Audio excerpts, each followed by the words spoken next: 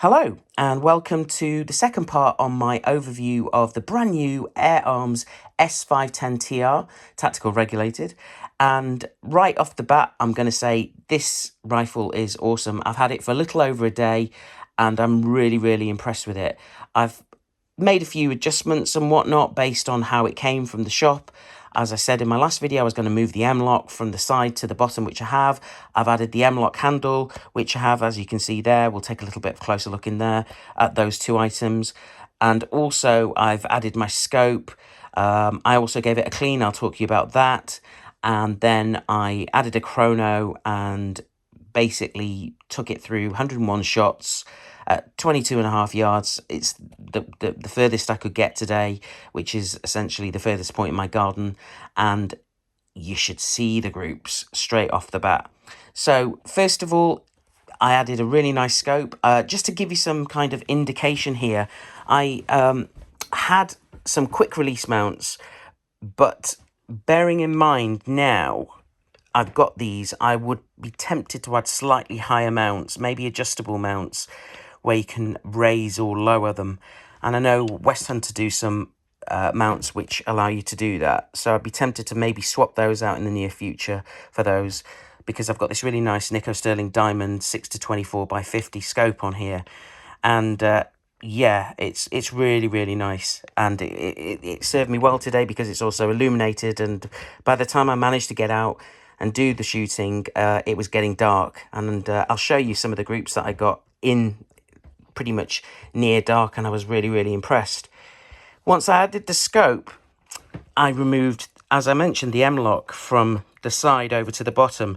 Now, I'm not a big fan, in fact, I'm not a fan of M-lock because it's just really, I guess, difficult and faffy. The first thing I did was added the handle, and again, this is M-lock. Essentially, you had to add the M-lock screws in there, which attached to the nuts, and then I placed it there. Now, if you look under here, under the rifle, I'm just trying to be as careful as I can. There was a slot over here, a slot over here, and there's 3 slots underneath this Picatinny rail. Now, I left a gap here between the handle and the Picatinny rail so I could hold this like this, and if I wanted to put something on the Picatinny rail here, like, for example, move this bipod back and maybe have something at the front like a laser or whatever, I've got the option to do that without it interrupting, because I was even thinking about bringing this Picatinny rail back a bit, and yeah, when I did that, my hand was interrupting the Picatinny. So it's worth considering keeping a gap between the foregrip over here and the Picatinny rail. And yeah, I'm not going to lie to you, it was quite awkward to, I'm not, like I said, I'm not a fan of M-lock, and it was awkward basically adding it. But yes, I've added it and it's there, and it's great to the hold. The next thing I had to focus on was essentially thinking about cleaning the barrel. Now, yes, I think there are in the instructions some kind of overview of how to remove the silencer or moderator, but I didn't. What I have done historically when I've cleaned my rifles is I've used essentially a Napier cleaning kit, which is this, and it's served me all right, you know. And normally what I do is I use the pull-through kit, and if I have to, I've got a straw which I use. However, in this case, the straw even wouldn't go down the moderator properly, and I didn't want to risk forcing the straw down and then obviously putting the pull through the straw. So at that point I gave up and ended up using basically these pellets, which are felt pellets that you can basically load manually one at a time. Again, I'm not going to lie to you, that was quite awkward loading these one at a time. And I used the cleaning fluid from here, just sprayed each one with this, which is this airgun cleaner, this barrel cleaner. And I put, I think, about three or four of these pellets through, just to give the barrel a clean. And I checked the pellets afterwards, and to be fair, they seemed fine. There wasn't hardly any gunk on them, so the barrel must have been cleaned beforehand, or relatively clean. And normally I've had rifles where the barrels are awful, you know, like really bad, full of gunk, and using the pull through and even pellets, they come out the other end, and they're not great. But this wasn't bad at all.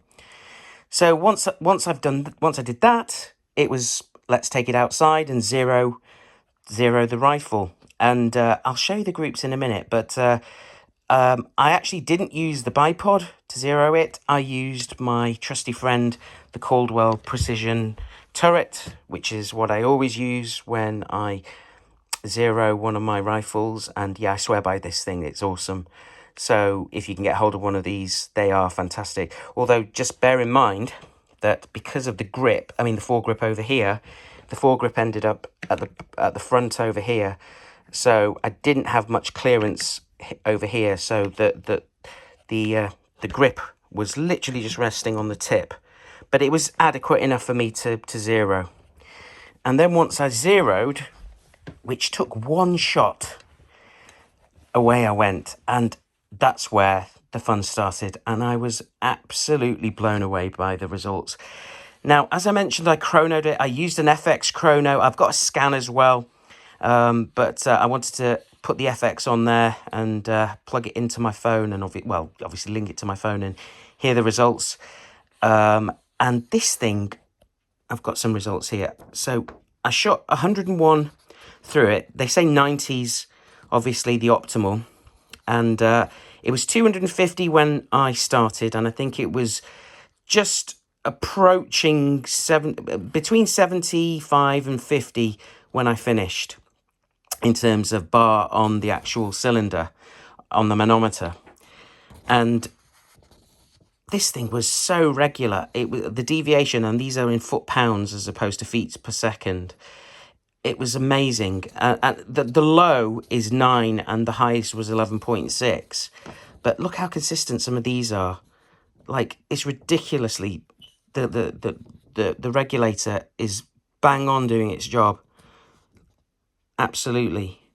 And it's only when, look at this now, when you're getting down to the 90 shot, it starts to drop.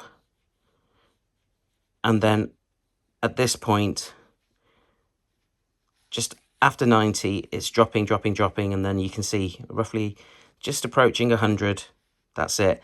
And what it says actually in the instructions is once the manometer reaches 100 bar, you should fill it.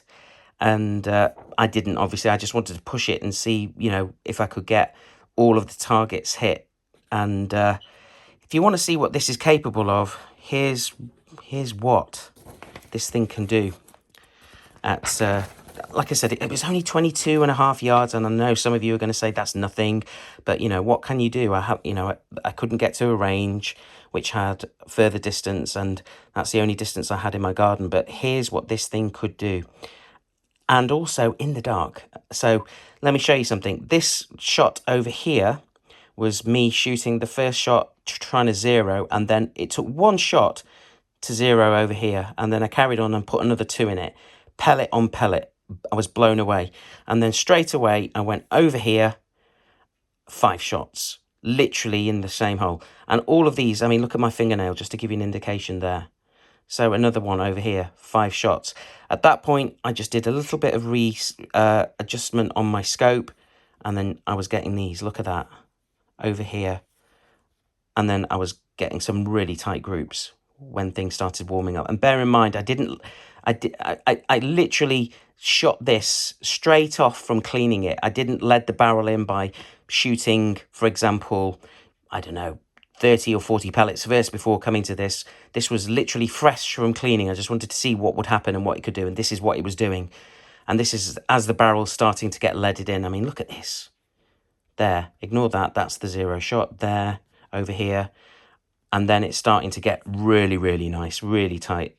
Over here, 5, and then I was blown away by this 5 group over here. Oh, by the way, this group of 5, I was literally shooting in the dark. The only thing I could see was that outside ring. And I was, because the scope is illuminated, I had a really nice red crosshair. Using that as a judgment, I basically said, right, okay, if this is the black outer circle, let's put the red crosshair over here. And that's what I got. So I was really impressed with that. And then I got a torch, shone it down on over here, and this is what I was getting. I mean, that's just, wow, blown away by that. And over here as well, look at this, amazing. And then just to give you some indication, I went over to the threes, and this is where it's starting to lose pressure, and then it got to this stage where this was roughly around the last three shots on the 101, 98, so that's 99, 100, 101. And even then, look at these, yeah? And I knew things were kind of starting to lose pressure because that started dropping when I was aiming dead center. That's dropped a little bit, that dropped, and then I just raised the crosshair slightly, but still, boom. Amazing. Like, seriously, seriously good. And it's not properly leaded in yet either. So I'm really, really, really, really impressed with this rifle. And I'm super happy with it. Like, so happy with it. And I love the tactical look and feel to it. Yeah, I don't know what else to say, really. I mean, I mentioned in my video yesterday that I gave up an Air Arms to get this. And now looking back at this, I was saddened to see that one go.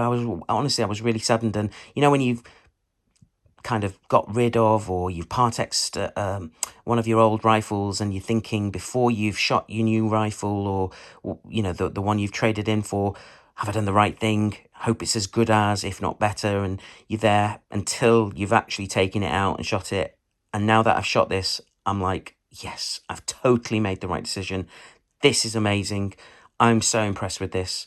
And you've seen from my other videos, I've got a mixture of different rifles, from some of the Turkish rifles, as I mentioned yesterday, to some of the high-end rifles, the FXs, the Day States. I've been getting into recently the Leshy, the Ed guns, the Ed gun range, which are fantastic. And this is brilliant. I'm really, really, really happy with this. And I will be doing, hopefully, another video. I'm going to push the range out slightly. Let's see how it goes. I might even do a little kind of face-off video, because I've got like another tactical rifle. I've got a Benjamin Armada. It's a bolt rifle that looks very similar to this. I might see how this compares to that and do a little bit of a face-off video. But so far, if you're thinking about getting one of these, I can absolutely thoroughly recommend it. Like I said, the only downsides are, first of all, the M-LOK. If you're a fan of M-LOK, no problem. If you aren't, then get ready for a little bit of faff in terms of adjustment. If you wouldn't mind leaving on a comment, if you do manage to get hold of one, the rear stock on my one in its default position's a little bit, it moves, but like this, I'll show you now, just very quickly. It kind of, can you hear that? Yeah. But if you pull it back a bit to one of the other positions and lock it in place, solid. Like, seriously. Which, I don't know, I was hoping it would be solid on all of them. But yeah, for some reason it moves. If yours does that, I'd love to know. And also, just one thing I forgot to say, the trigger on this, it's really nice, really nice. So I'm just going to cock this very quickly. Again, the pull at the beginning, the spring, and then it's got a really nice first stage. I'll show you now, over here, and then second stage. Brilliant. You can tell it's really nice. But overall, I'm super, super, super impressed with this rifle, and I couldn't recommend it any more to anyone who is a fan of Air Arms, or who is thinking about getting one, or if you're thinking, you know what, I love the tactical look of this, and yes, it does come in slightly cheaper than some of the other tactical rifles that are out there, high-end, go for it. That's my advice. All right, I hope you've enjoyed this second part for the Air Arms S510 TR. I'll be coming soon with some more videos of some exciting new rifles, and also I've got something slightly different which I'm very, very keen to show you. But we'll wait until the next one for that. But until then, stay safe, take care. If you've liked what you've seen, like and subscribe, please. And thank you very much for staying tuned. And I will see you all very, very soon. Thank you very much.